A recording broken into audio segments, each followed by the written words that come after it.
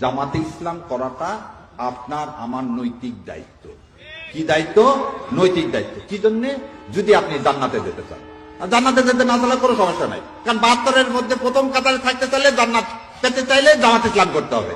এর মধ্যে আর দ্বিতীয় কোনো অপশন নাই বাবা, এর মধ্যে আর দ্বিতীয় কোনো অপশন নাই। আমাদের আবেগের জায়গা সারা বাংলাদেশে। আমার যতটুকু বাস্তবতা ধারণা আমি জানি, আল্লাহ যদি কিয়ামতে জান্নাত দেওয়া আরম্ভ করে, প্রথমে সাতক্ষীরা দিয়ে আরম্ভ করবে। মেয়েরা একটু শালীন ভাবে চলবে, তারা মানে মাথার যে কাপড়টা, একটা পর্দা, একটা চাদর মাথার উপরে রাখবে। এমনি শালীন ভাবে চলানো তো আজকাল ভিন্ন দেশে চলানো তো শালীন ভাবে চলে। তা আমাদের চাই যে আমাদের মেয়েদের জন্য মানে সতর বা তাদের শরীরটা বাইরে না বের হয়। আমাদের একটা কনসেপশন হলো মেয়েরা সব কাজ করতে পারবে, কিন্তু যখন দূরে যাবে, গায়ের মাহরুম বলে একটা জিনিস আছে, নিজের রক্তের সঙ্গে আত্মীয় একজন সাথে থাকতে হবে। একজন এমপি এরকম একজন লোকের এরকম নোংরা একটা ছবি বা এরকম কার্যক্রম করতে পারে, এটা কোনো শয়তানও বিশ্বাস করবে না। এগুলা সম্পূর্ণ এআই দিয়ে তৈরি করা একটা ভিডিও, ভুয়া ভিডিও। এমন একজন সম্মানী ব্যক্তির বিষয়ে এরকম একটা নোংরা ছবি ভাইরাল করে বা প্রকাশ করে যে অপরাধ করেছেন, আমি এর তীব্র নিন্দা জানাই, প্রতিবাদ জানাই এবং এটা ধিক্কার জানাই। যারা করছে তাদের আইনের আওতায় এনে শাস্তির ব্যবস্থা করার দাবি জানাচ্ছে। একজন রাজনীতিবিদ বলেই আপনি তার বেডরুমে ঢুকে যেতে পারেন না তো। এবং এই ভিডিওটা আসলে কে পাবলিশ করলো সেখানেও কিন্তু একটা বড় প্রশ্ন, এবং এটা আসলে উদ্ঘাটিত হওয়া দরকার যে এটা আসলে কোনো প্ল্যানের অংশ কিনা।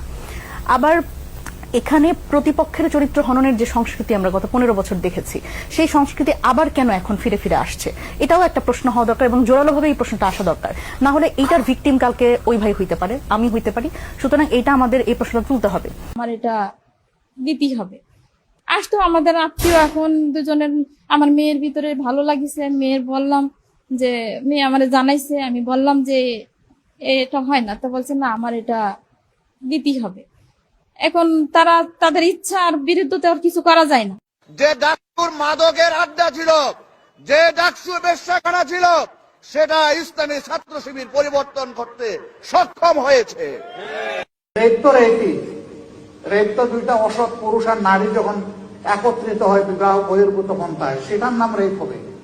আদমকে আল্লাহ ঘুম দিয়ে হাওয়াকে যখন তৈরি করলো, আদমের ঘুম যখন চোখের ভাঙ্গা নিল জান্নাতের মধ্যে, তখন আদম ঘুমোর থেকে উঠাই এখানে হাওয়ার দিকে 2 হাত বাড়িয়ে দিছে। হাওয়া দেখেই বুঝলেন আল্লাহ ভুলে গেছে, জান্নাত ভুলে গেছে।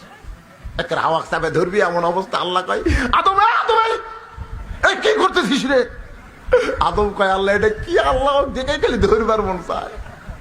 আল্লাহর কুদরতে মুখে হাসি ফুটে গেছে। ফেরেশতাকে আল্লাহ আপনি হাসেন কেন? আল্লাহ বলতেছে আদম যে মরদ মানুষ সেটা বোঝা গেছে। আদম যদি হাওয়া দেখে কিছুই মনে না করতো, তাহলে আদম হিজড়া হতো। তাহলে মেয়ে মানুষ দেখলে মরদ মানুষ একটু এরকম করবি, এটা আল্লাহরই সৃষ্টি। যদি সুন্দরী মেয়ে দেখলে কারো মন যদি কিছু না কয়, তাহলে বুঝবেন ওই হিজড়া। কথা কোনো কি